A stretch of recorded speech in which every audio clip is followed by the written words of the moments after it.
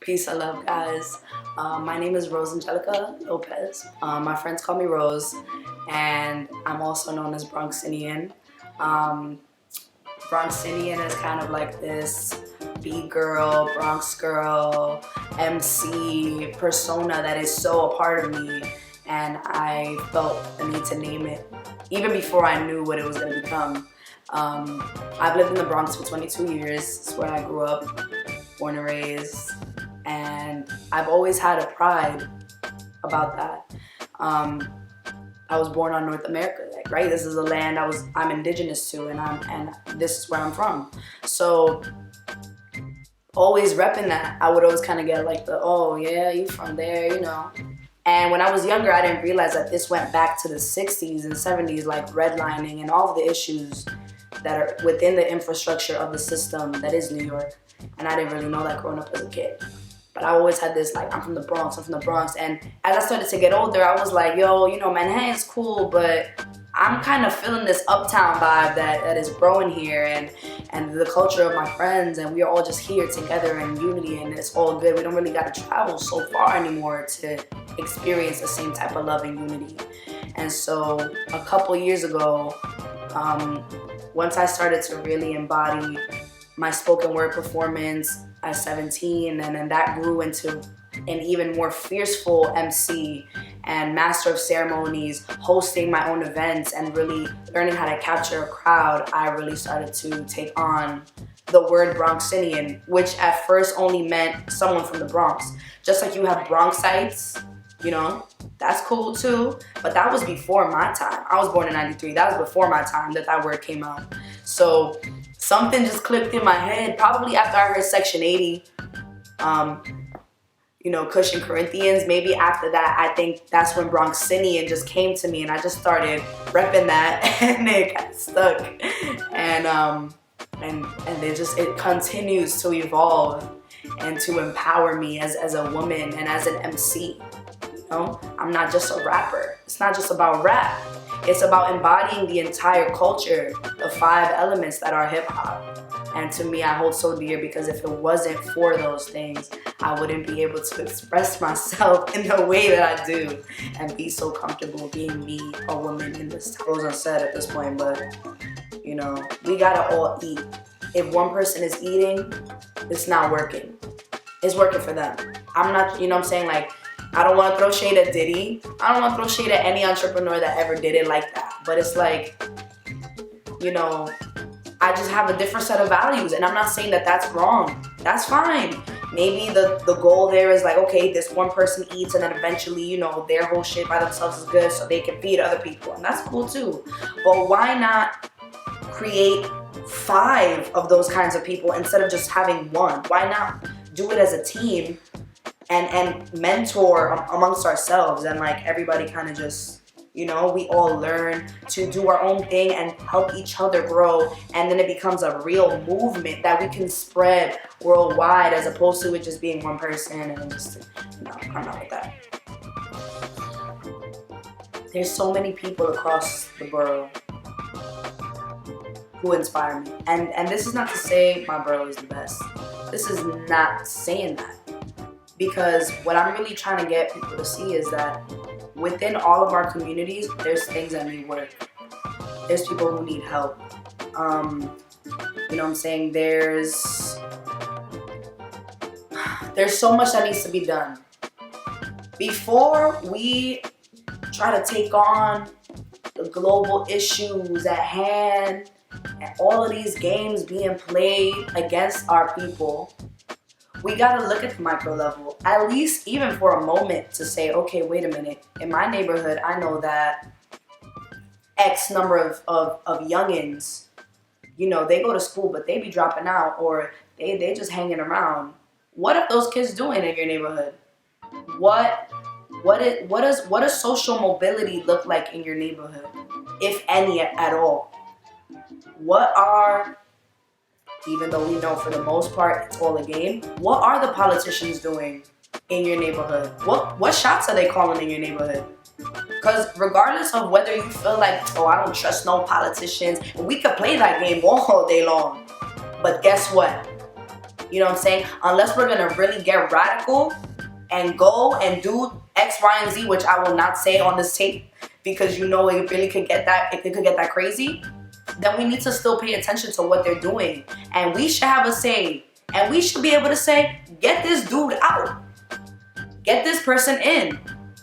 Who's gonna step up and be a leader if we all out here saying ain't no leaders? The truth is that not everybody is a fighter and not everybody has to be a fighter. There's different kinds of minds.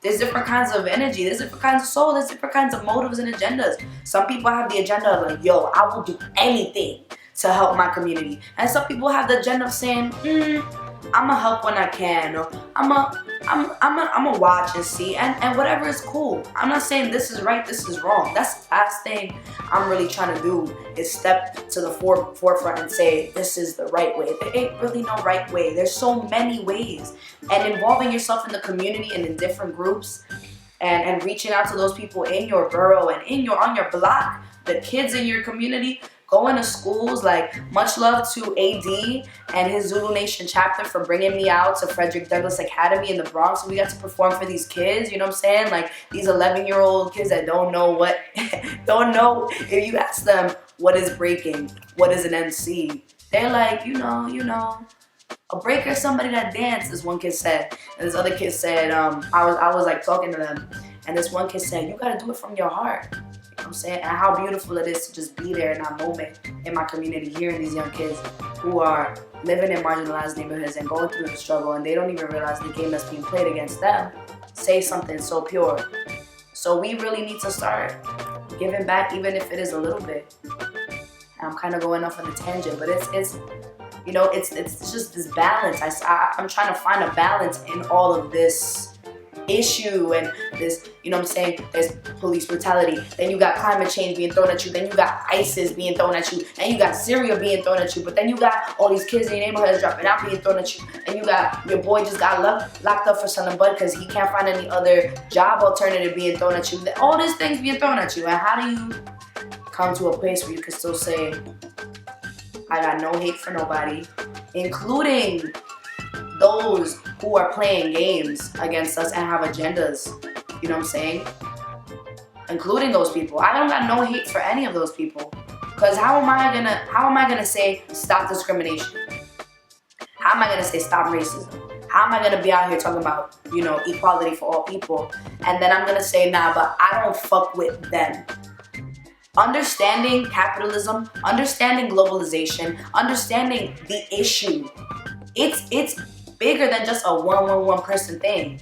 Oh, he a politician, I don't fuck with him. Okay, but do you realize that the system is messed up? And do you realize that the system is gonna continue to exist until we push and change? And if it wasn't for our ancestors and our people in the past who pushed and changed and organized behind the scenes, behind the things that you don't see.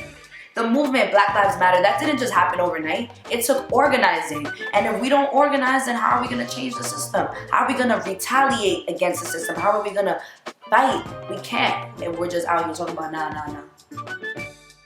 So, that's how I feel. Love. Upcoming, so many things. Upcoming, I'm so excited. Okay, so, let's just start with Live from Underground, a collective I put together with Sunny, and it consists of artists mainly from the Bronx. We got some Brooklyn, we got some Queens, we got Texas, we got a couple people from all over, and we went to South by Southwest last year, Sunny and I, with some other friends, and while being in Austin for the first time, we realized, well, it was my first time, we realized like, yo, there's so many artists out here just humble, living off their craft. Not living beyond their means, but supporting each other, collectives, just supporting each other, putting together these beautiful things. It's like, yo, it's crazy. Why can't we do this in New York? There's so many of us, so much unity.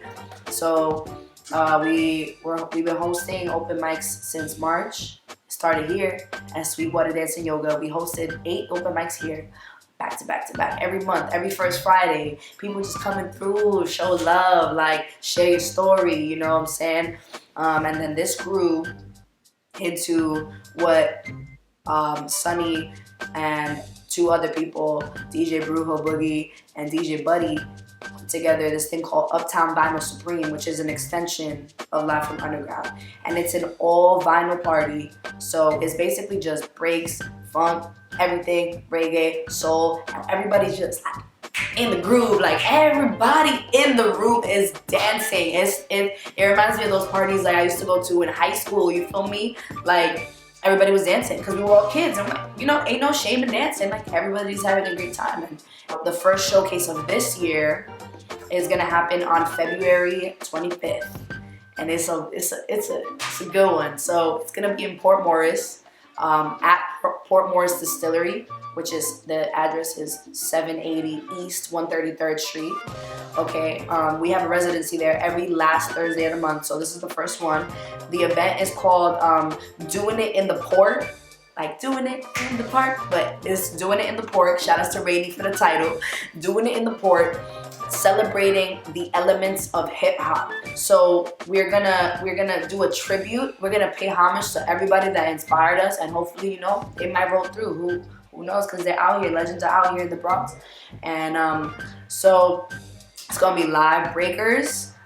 Two female breakers. Shout out to Tiny and her homegirl coming through.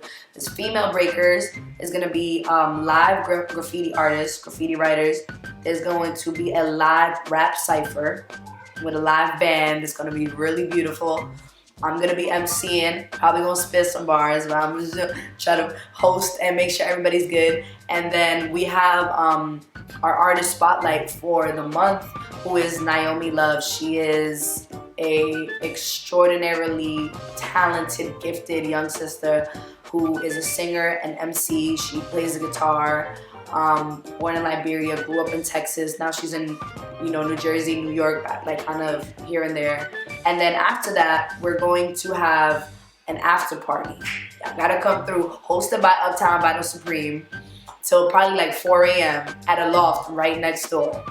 Private loft. Come kick it, come through. It's $7 to get into either event, $10 to get into both. You really cannot miss this. It's gonna be so much fun. So that's just one thing.